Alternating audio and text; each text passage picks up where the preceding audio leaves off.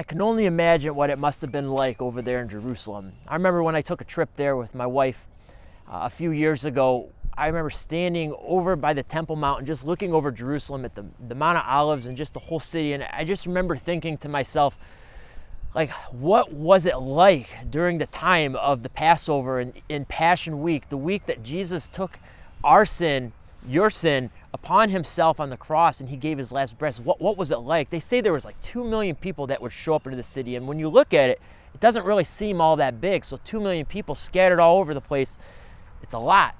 But just the uproar of just from his triumphal entry into Jerusalem, and them shouting for joy to less than a week later, them shouting for him to be crucified, and he gave up his last breath. I imagine all of the disciples that were with him over the last 3 years of his ministry, him teaching them and showing them the way.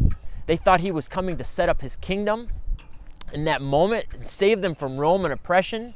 When they saw him nailed to a cross, their spirits were just crushed. This sense of depression just came over them. What were they thinking? They all scattered. They were terrified. Before, they were a lot of them were fishermen, and it didn't take them long before they ended up back to their old routines, just fishing. I think, is that the case for a lot of us to this day? We have this moment where we accept Jesus, we think about what he did for us, and we have this moment where we believe upon him and we decide to follow him, but then things maybe just don't go the way we think or the way we want. And it doesn't take us long before we end up back in our old routines and our old lives, just like the disciples did. But what the disciples didn't realize was that Jesus predicted that he was going to die. It was foretold in the Old Testament that he was going to die. But he also said that he was going to raise. And that is where the heart of Christianity is, in the resurrection.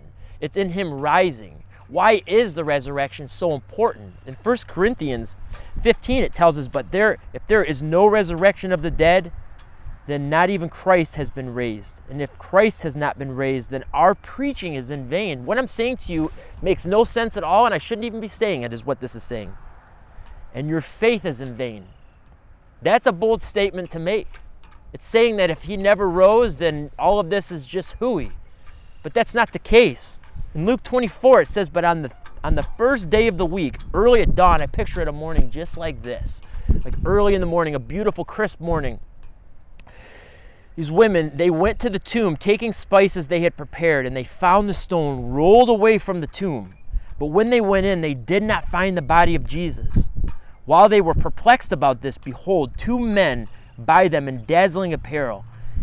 And they were frightened, and they bowed their faces to the ground. The men said to them, why do you seek the living among the dead? He is not here, but he has risen. Remember how he told you while he was still in Galilee, that the Son of Man must be delivered into the hands of sinful men, be crucified, and on the 3rd day he would rise. And they remembered these words.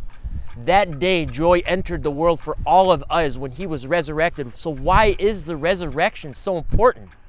So after he resurrected, he roamed around for 40 days with his disciples and appearing to random people. And then he was going to ascend into heaven at his Father's right-hand side.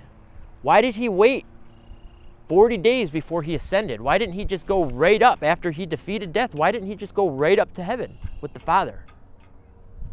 And one day he's going to return for us. I think about that. There are people all in this graveyard. I don't know if they believe in Jesus, if they've accepted him into their heart, but one day they're going to rise. And their bodies will be, if they do believe, their bodies will be raised incorruptible. And that brings me great joy. It tells us in 1 Corinthians 50, I tell you this, brothers, flesh and blood cannot inherit the kingdom of God, nor does the imperishable inherit the imperishable. Behold, I tell you a mystery. We shall not all sleep, but we shall be changed in a moment, in the twinkling of an eye, and at the last trumpet. For the trumpet will sound, and the dead will be raised imperishable, and we shall be changed. For this perishable body must be put on, that puts on imperishable, and the mortal puts on immortality.